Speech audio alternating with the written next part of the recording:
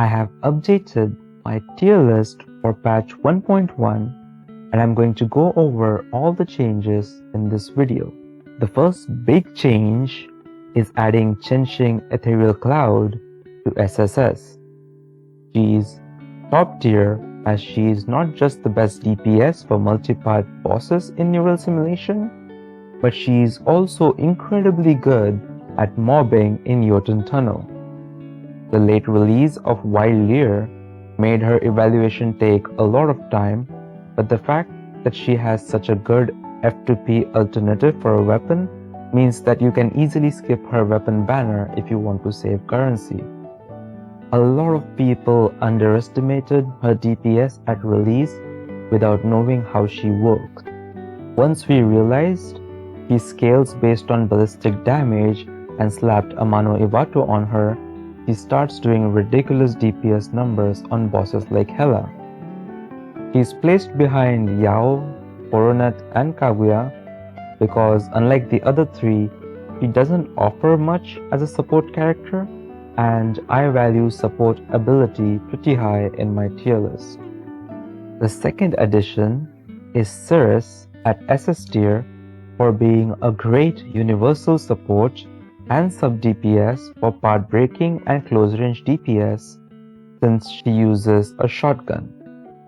Her support skill Barrier makes fights very cozy and it can make a lot of difficult stages a breeze to beat. The fact that she can dish out a lot of damage as a sub DPS puts her a little bit ahead of all the other support 4-star characters in SS tier. The third change is moving Wild Hunt to SS and indicating she's only S tier at M0. This isn't really a change in evaluation, but I had to swap it because people were getting confused, thinking I thought she was weak even though I noted under it that she's SS tier at M1 and above. This placement just clears up the misconceptions.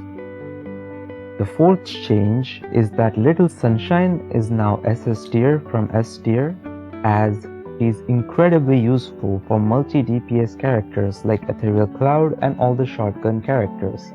Her aptitude applies on each instance of damage, so she applies the aptitude on all the slips of Chenxing and all the pellets of shotgun shots.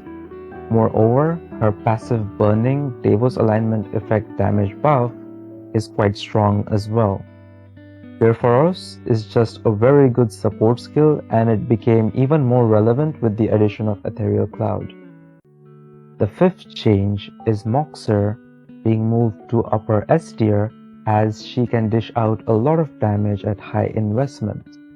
The problem with evaluating her is that most people don't want to invest that much in her unless they really like her, so they don't get to see how easily she clears content from a safe range at high investment. The sixth change is that Fannie Lionheart is now upper S tier because her base attack is quite high and she puts out a lot of DPS. She's definitely the most efficient 4-star to raise for pure DPS, and even if you end up wanting to use a 5-star character in her team, you can use her as a sub DPS for part breaking. So she's very good to invest in if you need DPS. The seventh change is moving Marian Swift from SS tier to S tier. I initially overestimated her DPS with Horn of the Orca, but as we've reached the end game, she just can't keep up with the DPS characters above her in this tier list. There's always a better option than her for most of the neural simulation bosses, but she's still quite useful in Jotun Tunnel for AoE and burst DPS.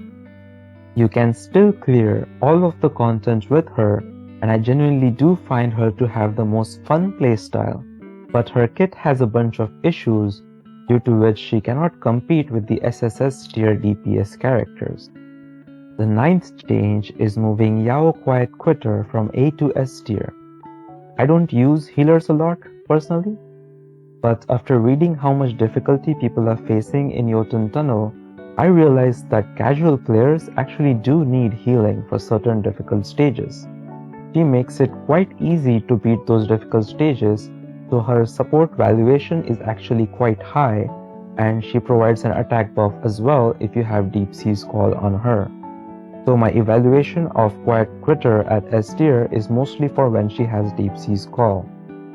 That's all the changes for patch 1.1. The rest of the tier list stays the same. The beginner's guide has a bunch of new stuff added to it now. There's new stuff added to the disclaimer section to explain how the guide works and also how to use it, along with some tips for beginners.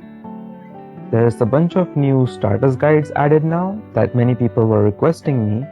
There's a shop and farming guide, a logistic guide with a chart that tells you which substats you can roll on 5-star orange tier logistics with all the different values you can get for each of them. A weapons guide with a chart that shows how weapons that provide attack buffs from support skills stack with each other.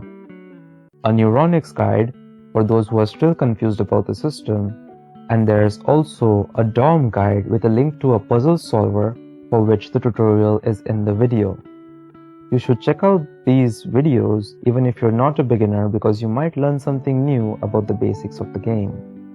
There have been a bunch of revisions to character builds based on new testing and updates of the 1.1 patch. You should check out the builds of your characters again to see if they're updated. The mechanics explained section is pretty much the same, but you should take a look at it if you haven't already. For the banner schedule, I've added a bunch of new stuff. All the new major stuff added in the Mingdeng ritual patch is here, along with an event shop guide, which you should definitely check out before spending your presents on farming event currency. For the community guides and other resources, I've added a link to my playlist of guides and the DPS calculator that Penguin is working on right now. Other than that, the rest of the guide is pretty much the same. I've put the link to the guide in the description, so check it out, and if you have any feedback or suggestions, let me know in the comments below. I hope you guys found this video useful, and have a nice day.